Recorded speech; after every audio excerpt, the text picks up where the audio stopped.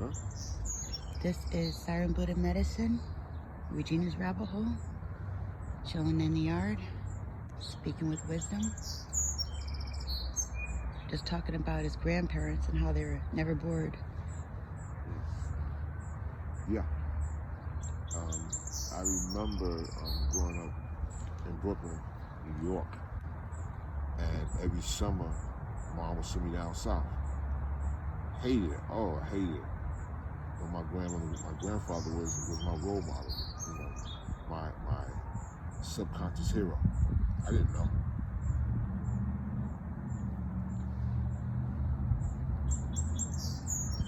I didn't realize what was preparing me for the future. So my grandfather, I used to hate to go down there every summer because I used to have to go out and work in the fields. And that was cropping tobacco, and I hated it at the age of 9, going down south, leaving New York, go to school all year, and you have to go down south. Okay, cool, down there. What I witnessed is my grandmother and grandfather. We lived a life when I'm hearing a troubled past. But I believe at the age of 37, my grandfather turned over the roof. Anyway, now you got grandkids. They never got bored because they were already busy doing something that was useful. You were trying to attack us? Yes, they do that to me. I told you they do that. You thought I was kidding. Friendly. I know, right? They be dive bombing me back here. No, but actually they were beefing with one another. And they were confused. They said, "Oh, humans." Yeah. Well, and anyway, I hate to stram all over the place, but I'd be so excited, so I'm going to slow this down and deal with the fact that my grandmother and grandfather had so much to do that it was very, very little room for them to really have that great argument that I can hear. They were so busy on giving me the mannerism of yes sir, no man, regardless of how we don't like it. They was giving me some kind of moral structure that stays with me today. Tell me about your day again. What was your day like when you was little and you had to go to your grandfather? Oh, it was hell. You used to hate that. You told the story. Clean out. I don't like no hard work. You used to get up what time in the morning? Oh, you couldn't sleep past 7 o'clock. 7 o'clock, that was like taboo. So you was up at around 6. I was 6 o'clock, but he'd come in around 7 o'clock. Rise and shine, rise and shine. That big bald head black mother. I was calling him all kind of names because I knew when we raised up in the morning time, the best part was there was breakfast, lunch, and dinner, and everything was from the fields. Everything. Listen, the only time that I seen my grandmother and grandfather go to the store was like on a Saturday. So, we're going to town. They're going to town. They're picking up bread and meat, like some hamburger meat. Everything they had, everything else. Chickens, that swine pig, vegetables. He made money like that too, didn't he? Oh, absolutely. I mean, once again, he had to cater to the system. So how he grew up and raised from the farm, could not read or write, but knew how to measure and build. He built the barn. He built the house. You know what I'm saying? Mm-hmm. I mean, he was just and that was just natural for him. When I used to give him some, ask, Grandma, what granddaddy at? Oh, he out in the pig pen. Across the road, like that was his bathroom. Yeah, he didn't. When I went down there was no bathroom. We had to go to our house. I hated it, not knowing that it was preparing me for the day. I said, and every summer from 9, 10, 11, and 12. So the day consisted of getting up in the morning time before 7, going. We had to be to work at 7, and we worked 7 to 7. So I'm on a harvester. A harvester is where the tobacco is, and people know in South Carolina. And we on that thing, and I was just past the 6, and I see my cousin the crop, but it was a family unit. That system had it as a family. Most of the people that worked in those farms were family related, And so the system right then and there was capsizing us, and preparing them. But to go back to my grandmother and grandfather, they didn't have nothing but each other. There was no distraction, no games, no electronic games. There was work. It was work. If you wanted to eat and you wanted to have something, and he left behind a little. Oh wow! Yeah, a lot and some land, everything. Yeah, he left us about. He didn't squander his time. Absolutely, and kept money. Everybody would come to him. very respectable man. Even those who were other people just come to him. And the other one, that story you told me is always interesting. Your dad, how he doesn't have an education, but he can build things and he knows how to measure and stuff.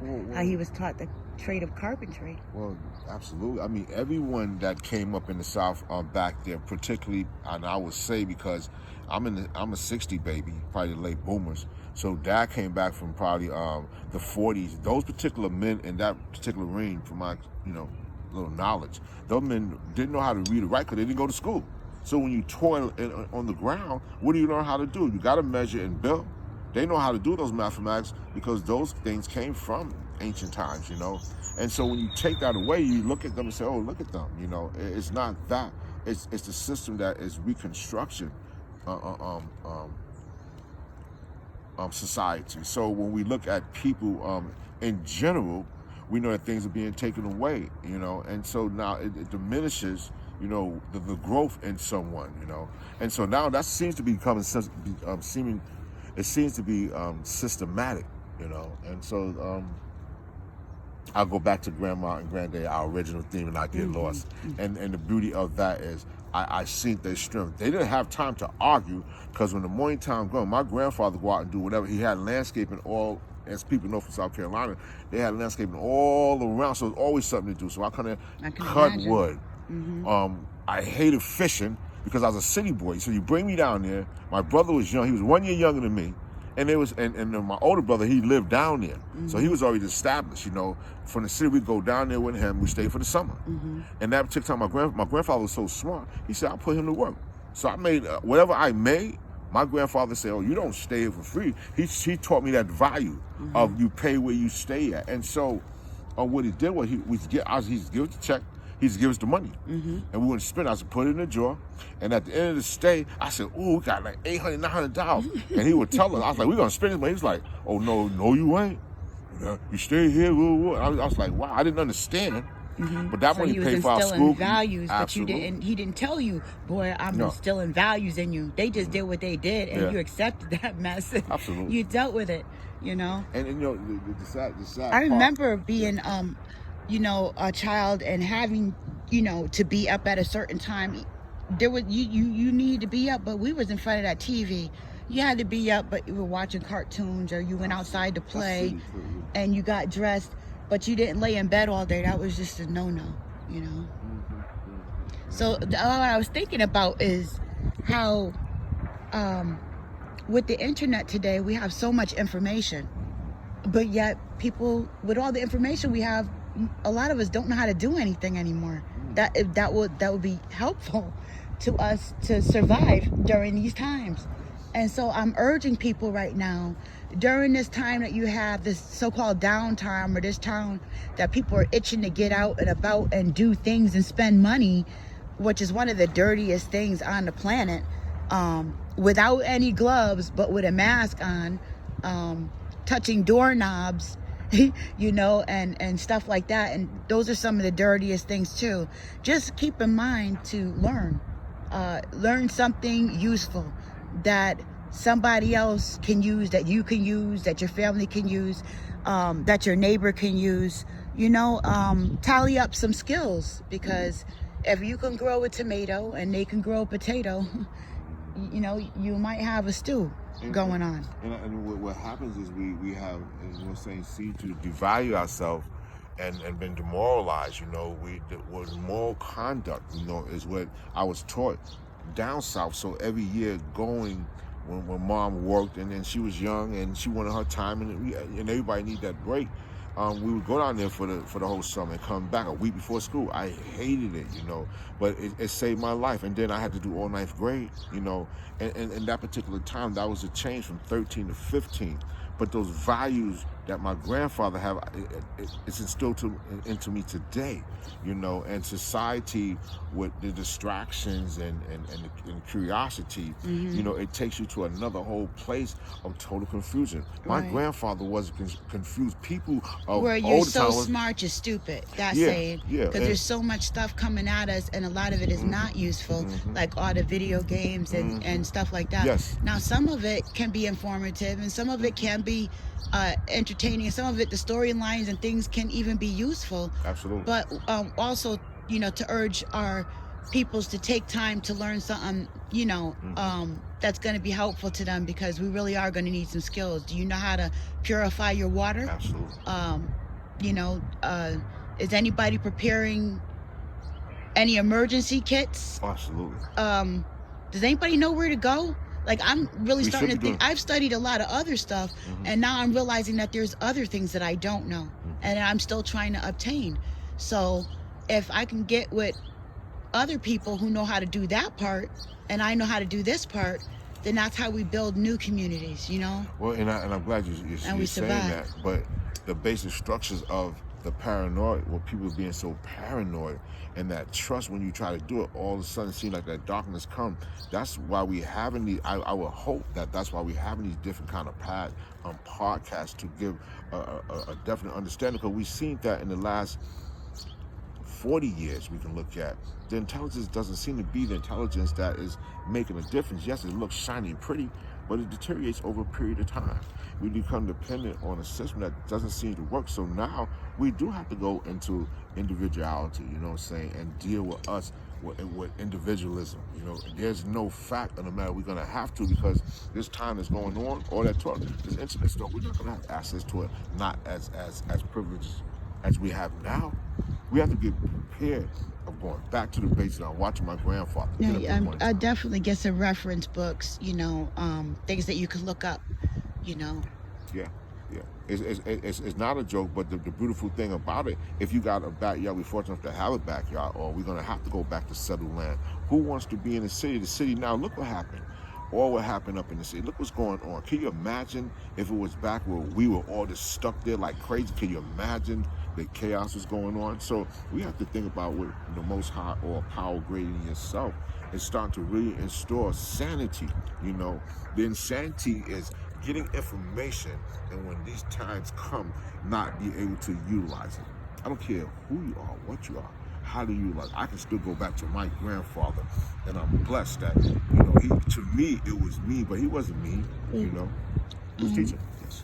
That's why when it comes to this information, I always get to, get back to the practical application. You know what I'm saying? If I can't use it, that's been the most important thing to me. That's what's been my grounding factor, is like, okay, so now that I have this, once I'm getting into the information, it's like a penetration.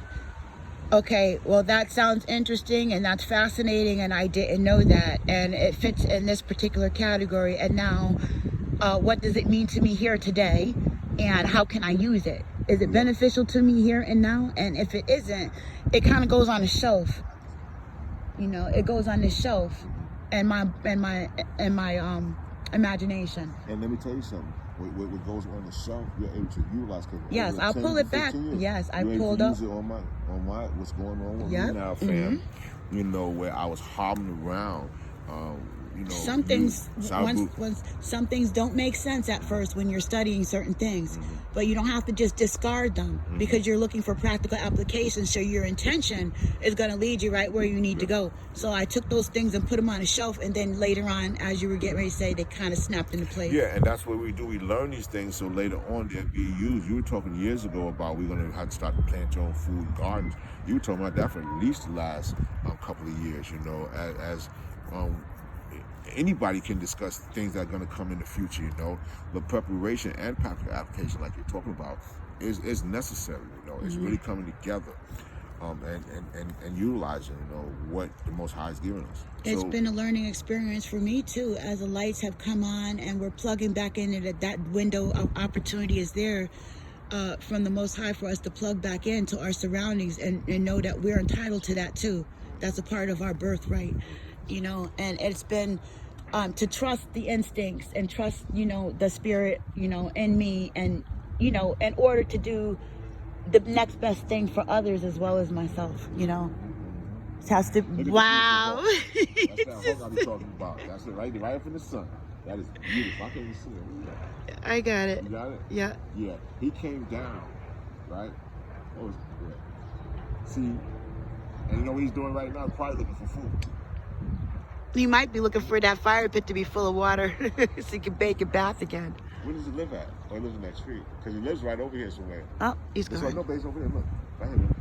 He went that way now? No, he's back there. Well, I mean, he's Anyway, messing up the thing. And that's the beautiful part of nature. Now that was a nice reflection. You see? Mm-hmm. In conversation, nature comes. The hawk comes. That hawk will show the he came right there in that fire thing. And the water, so the cable guy come out of the back door. I looked and I said, look at that big bird. I said, don't move. But they're so sensitive because they got good eyes. Mm-hmm. As soon as that door cracked and he see me, he's there for a second, took off. Because you know they can see from miles for their prey, is on the ground. So they can see like little stuff moving, they coming for you. Make sense? Yeah. So it's been, as far as we're gonna end this soon. We're gonna end this soon, but it's been really fascinating journey. I mean, and that is definitely faith and spirituality. Look at him moving around his feet. No, don't show my feet. I just so want to tell you. with his feet right now. I'm just saying though, for me, Siren Buddha medicine and this Regina's rabbit hole, it's been really satisfying seeing some of the things that I wasn't sure of, that I was just going on faith, actually start to work and watch them come together over a period of time, or a space that we call time, kind of close in. And now, and also during this time, to see the rainbows and the indigos, to see all these youthful children waking up to all these different things. You know, it's a beautiful thing. When we're talking, and learning. They're going to hear all the things that you want to hear, classical music. The birds, yeah. You know, pay for that. You might as well start selling.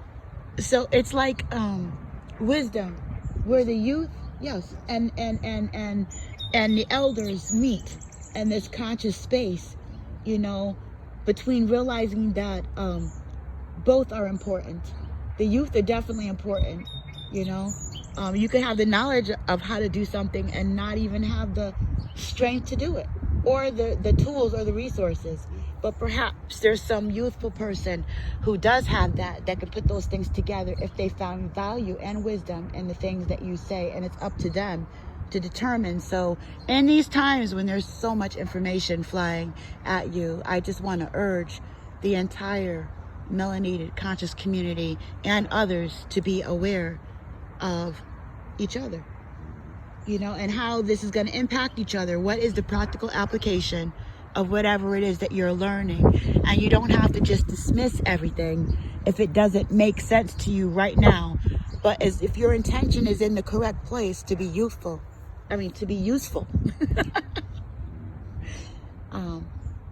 Then that's toward betterment, right? Yeah, absolutely. And I guess in closing, what we really was talking about is when you're busy doing something, there's really no room for a lot of argument. Idle time is the enemy. Is the devil's work place? Playground. And so idle hands is the devil's workshop. Yeah, workshop, something playground, like whatever it is. Yeah. And I think that overall, it's not the fact of what we're doing, it's the fact of our minds, and when we walk away, how much negativity and positivity we're going to consume. Yes, and on that note, right? Idle hands, idols. Watch out for them idols, okay? But what we idolize. What is the idol? When we say the idol, is the mind, it's the thoughts that you're lingering on? No, we're talking about star power. We're talking about propaganda. We're talking about how they program us with those images. The doctor with the white coat on, the star with her boobs out and the beautiful lips. You know what I'm saying? The twerker, the person that is the diesel guy in the movies, like Diesel. and all the sports guys and the basketball, all that star power to put all that shiny ish in your eyes. Be careful of that stuff right now. My question isn't the consumption of what is in our mind, and in our mind it projects what we're going to do, the actions, what we're going to do, what we consume. That's why I said it's very, I don't, the sounding role, however it sounds, I need to know that when I consume that, is my self-conscious going to go out and do what is right, what is morally right. That's what I'm saying, is watch the idols during this time that we're learning and we're finding practical application. be careful what we idolize and watch the idols that they put before us to tell us what is appropriate and what isn't. Absolutely. Beware of that, family. But you know what? Well, my thing is, if we know these things and we get information, how much information can we obtain? The brain can only obtain so much information. Like it says that our brains can consume about 8 newspapers full of information subconsciously. So it's a lot of things that happen subconsciously we don't even know. So I'm very careful in what I'm obtaining exclusively, and I can't listen to a whole lot. I like to listen to that what is common. Mm-hmm. You know, and then after that, what are the actions of that, you know? And I think that's what it is. So Well, I think with information out, we need to start putting that information we learn and starting to put it into action. I agree that we need to start putting things into action. And that's why I was talking about the practical application. And I believe that when we get common things, when we look at common things, we get common things. And that right now we need some different kind of things. We need things that are common where we can all use them. That's why I was saying, take each other's interest in mind. What can somebody else like me need at this particular time? They could use clean water. You know, everybody can use potatoes. Can I sew? How many people know how to make shoes anymore? Yeah, but actually, when I see you're putting things, the information that you obtain so much, you're actually utilizing it. You know, who thought that in the back of the yard you have medicines that work? Mm-hmm. Wild leaf lettuce, you came and you got it. And I'm trying everything else. And I don't know, but I know since I've been taking it back, with the weather, I'm 50%, better than what it was. And going to the doctor, it was like, so this is a blessing that you were able to come on. And that's Thank you very much. I appreciate that, because that lets me know that I'm in connection and in balance and alignment with my higher power. When I get compliments or favor as far as the knowledge that I've obtained from others, it's really not an attribute to me. Only in regards of saying that I'm lined up with my higher power, and as long as I'm doing that, I'm cool with that. Yeah. And now anybody can take, and much of these podcasts, that is the main theme of all this right here. That one thing that works for all ethnicity, all people. You understand what I'm saying? Wow, is an opioid free, is a medicinal that help pain, and some people have said it even helps with cancer. So I don't know, it's a beginning within the last 1 or 2 weeks, but because of the breakthrough of the weather, and I'm not taking no crazy medications, with the herbs that you're suggesting that I knew over the years, we're starting to put it together, and hopefully give someone who's suffering. If you want to detox from opioids, that can happen. Not only that, I have a message, as an addiction counselor. So counseling is my thing. I deal with substance abuse and mental health issues. I have my degree in that. You know what I'm saying? When you were able to help me obtain, Yes, and you have, your degree in science behavior. You know what I'm saying? And so with these particular things that. Well, I don't have my any degrees. I just like to help. Well, you only two. With You're a critical way. So you have that. You don't have an assertive, but you have psychology. that knowledge. Once you go that way, it's like, no, you don't have an assertive, but you're able to utilize that with the years of research and put it all together. Even though it might be scattered, there's information that people are carefully listening and they can obtain. And on that note, what you were saying about what we were talking about, practical application and having information, what I was saying about putting stuff on the shelf, when we're talking about healing herbs and stuff like that and how things come together, check this, family. You could be studying something about some guerrilla soldiers or some historical thing and run into some information about this one particular guerrilla soldier who happened to get away from the military because when he got hurt, he put some moss that was on the ground on his gushing wound, and that allowed him the wound to be able to coagulate or whatever, or stop enough to be able to get some help. And stuff like that, you take and put it on your shelf in your mind. It's not that you think that you would ever have a gushing wound or anything where you would have to use moss, or you would want to even, in this modern day, break those chains in your mind to trust ripping up some moss out of the ground, washing it off, and using it for a adhesive to a gushing wound and to trust your own medicine or information that you've learned. It comes down to that, because we've been trusting the guy in the white coat with the intel. Whoever they tell us, they program us to trust, we've entrusted, and right now that's kind of dangerous, okay? So, and practical when you look at how things are falling apart, and more practical when you look at the application of this information to figure out things that allow us to do certain things for ourselves, okay? And that's the responsibility and accountability that I have to my family, you know, that I can do something, that I can come up with something useful during a time when they would need me. And the thing about it, we don't even know when we're doing it. When we do something consciously, we know we're doing. The greatest thing that I'm learning is when I do subconsciously, and it's a good thing that I'm doing it in my subconscious, that it's just like second nature to me, you know, or to anyone. You start to do it, and that becomes, as you say, practical application. Yeah, like you may not know that you're going to need it, but because it was useful information, and my intention was to be useful, I took the information about that particular person and the moss, and I put it on a shelf. And so next time I run into more information about things like that, I'll add to it, and eventually I'll end up with a category in my mind about moss. Yeah. And what mosses do. Right. Right now we had the Irish moss. I'm curious about moss right now. You know what I'm saying? Like, why is moss so special? They go to the overload. But no, not really, because it's the practical application. It's on the shelf, and I'm going farther, deeper into the origins of it. See, the thing is, the topic is healing and to be useful. And the category in my mind on the shelf is moss. But right now, I know that wild leaf lettuce is useful. It is useful. And using that, you see what I'm saying? That's how we kind of line it up. And also looking at different ways to purify water. And so you end up with these categories that you start to trust yourself with. And as you add, and as the need arrives, you get practical with it, and you start to try things out. You always wonder what the hell that noise was. Okay, Ducks. No, that's not a duck. Good. All right, geese. You know, I The said that. correct I said, term you know, is the geese. Yeah, you know, out of all these years, I said, why are them ducks here? And the girl in the car, she said, that's not ducks. Those are geese. I felt so low. You see the misinformation? Intelligence, you know? Well, no, I don't know. So but was it that serious where, you know, you got to feel low over a misclassification? Yeah, but all I'm like, those are the we drive and the ducks be taking their time. I mean, those geese. I said, what the hell is geese? Because I know they go south for the winter, right? Yeah. They're all telling. Do they? They can't stay in the cold. The ducks can't stay here. We have winter, but they stay here. Those are geese. They stay here though, right? Yeah. Okay.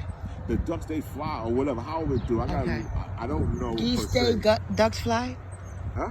Yeah. The geese stay and ducks fly? See, now stuff like that, Phil, you just put it on a shelf, because I don't know, maybe one day you're going to have to eat a bird, and we're going to have to know when they migrate. I don't know. This is a perfect analogy. I might have to erase that category. I'm not sure yet.